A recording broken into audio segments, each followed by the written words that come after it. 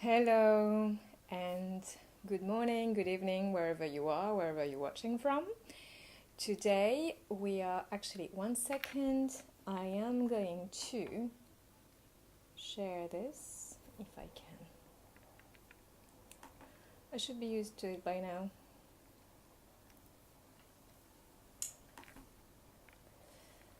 Okay, so group.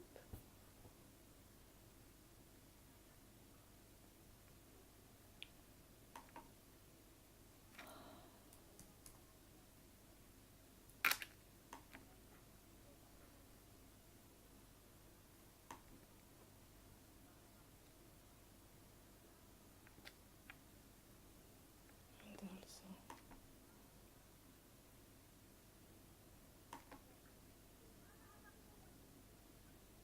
okay, perfect. Great. Okay, so again, hello, wherever you are, wherever you're watching from, and today my live is going to be about repressed anger. So, if you are depressed or suffering from depression and anxiety, repressed anger is very likely to be at the root of your depression. Even though you believe you're not an angry person. So, how is that so? So, I've worked with many people who have been suffering from depression and anxiety. And whilst I was working with them, the way I work, I go into the root and I look at what is really at the bottom of all of these emotions that they've been feeling. And what I identify was with actually a lot of them, and if not all, is a very common pattern, which is the emotion of anger.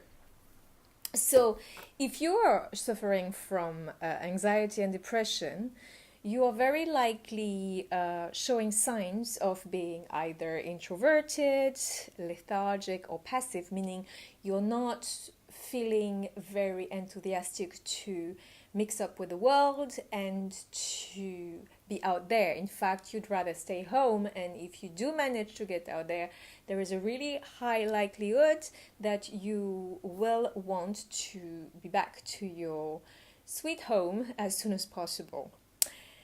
So the tendency is not to be very, willing to socialize and not wanting to do much. So from that state of apparent apathy, how can you tell if anger is eating up at you, deeply eaten inside, and is like a volcano ready to erupt? So there are signs that you can identify.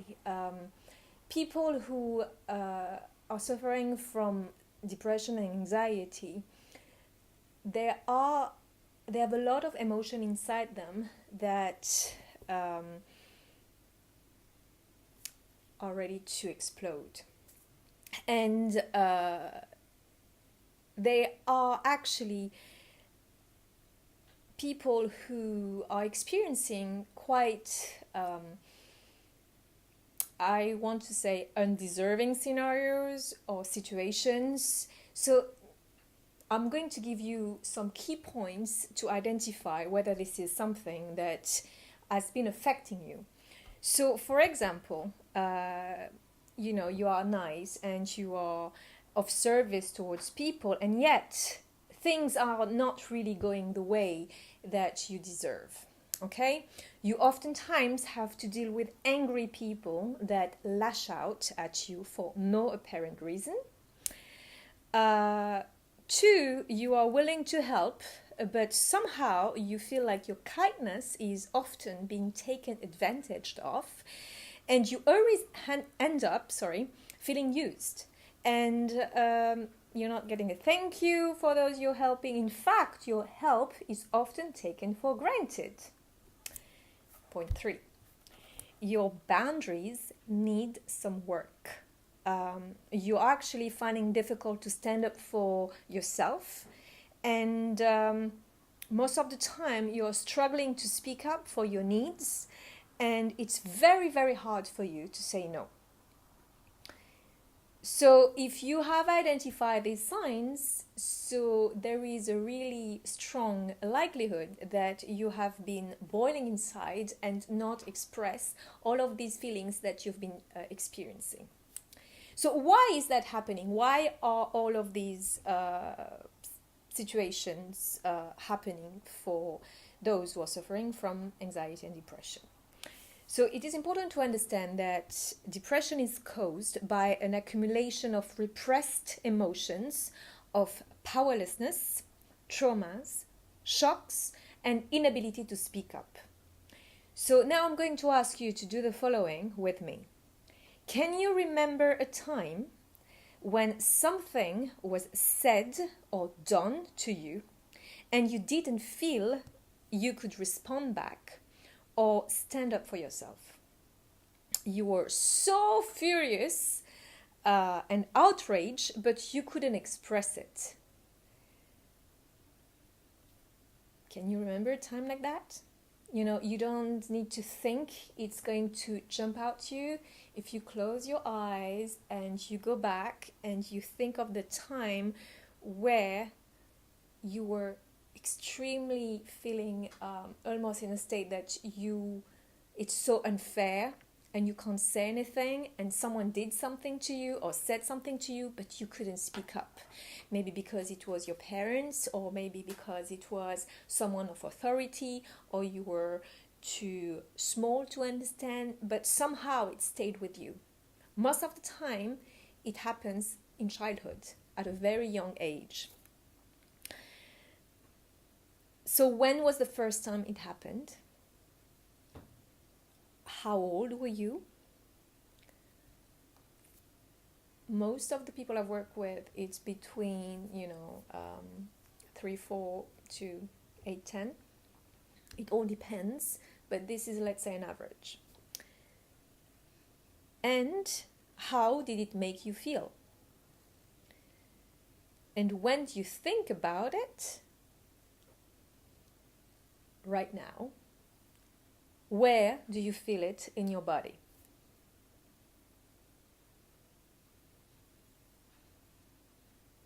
I'm going to give you a little time to actually relax, think about this.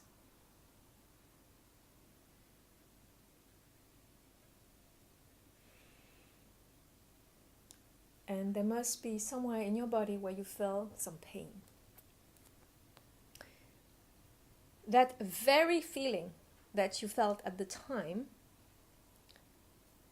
has likely happened many times, and as a result, it has affected your self-esteem, your self-worth, and your self-confidence. All of these low vibe emotions got accumulated in your energy and in your body. And because they were not released, these emotions attracted very damaging situations, events, and people towards you. Okay?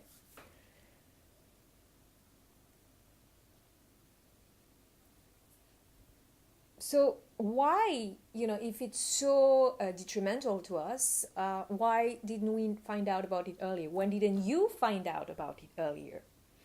So the point is that these feelings festered, and the survival mechanism for your body is to numb itself because the pain is too much to experience. So faced with too much pain, it is very likely for your body to shut down and to numb itself out of survival need. So as a result, you will not feel much because you have suppressed a lot of your emotions. If you find yourself feeling numb, most of the times. You don't really know what you're feeling. You know, it's like if you're not very aware of what your body is telling you, that is a sign. So you're not really listening to your body. So for example, have you caught yourself, hi Rebecca, have you caught yourself dismissing your emotions, whether it is sadness, feeling tired, hungry, or even pushing yourself to do some extra work when you actually feel exhausted and your body is begging you to stop? If that is the case, that means you have a tendency to dismiss what your body is telling you, and that is a lot of a vicious circle or cycle. Something really bad, because by dismissing the way you feel, there is a lot of other things that you are suppressing, a lot of emotions, a lot of anger, right? And a lot of these low vibration emotions that you haven't released, that is stuck in your body. And that is creating then this sense of apathy, depression, anxiety, and sometimes also physical disease. So personally, because I was feeling so numb to my own repressed anger, I ended up in hospital actually a few years ago with a very swollen jaw. And despite the several medical tests that actually showed that there was nothing wrong with my body, so everything was normal, I actually realized that it was my body screaming at me to release that repressed anger that had been stored in my jaw for too long. So that is something that you need to become aware of. And, as most of you know, I am an intuitive manifestation coach and healer. And the reason I recommend healing the root of your depression is because it is important to clear the low vibration that got stuck in your energy and in your body. And this is also how I healed myself. It wasn't until I discovered energy healing that I started my in-depth healing journey. And this is why it is for me very important to get to the root of what is creating my clients' depression. When I clear all of the negative emotion in your energetic field and in your body, then you will feel so much lighter, happier, and more positivity and more success will enter into your life. In fact, those who have worked with me can totally confirm what I said. My clients have felt a sense of immediate relief when they've worked with me and experienced many breakthroughs and wins. There was a young man who received unsolicited free help. A lady got offered a new job. Another female client found new love. And a young trader cleared his chronic anxiety whilst maintaining a consistent mindset, a positive mindset, and continued to experience consistent net profits. So while I believe it is important to heal, to heal oneself, I also know it is safer and more effective to work with a trained intuitive healer. So this is what I help you heal your depression and anxiety with very powerful tested tools and techniques combined with my intuition. So if this approach sounds in alignment with you, I'd love to hop on a call with you and share more about how I can help you experience that self-fulfillment, happiness, lightness that you so desire. So if you want to book a complimentary call, I will put the link below so that you can book a call with me, and then I can help you further in your journey of healing so that you completely release that anxiety and depression. So my last word is, you don't need to wait for your body and soul to scream at you to take care of it. You have to take action now and start healing yourself. So that was it for today. I hope you enjoyed it and that you learned more about how to heal yourself. So hi everybody who is watching, Jaya, Ibrahim, and Rublea as well, to which I said hi earlier. If you have any question, I'm happy to answer about that theme. If not, I will let you go. 1 second, I'm just checking from here. Yep. Do you like my flowers? I love them. I think tomorrow there will be more open, so I will do another live and you'll see.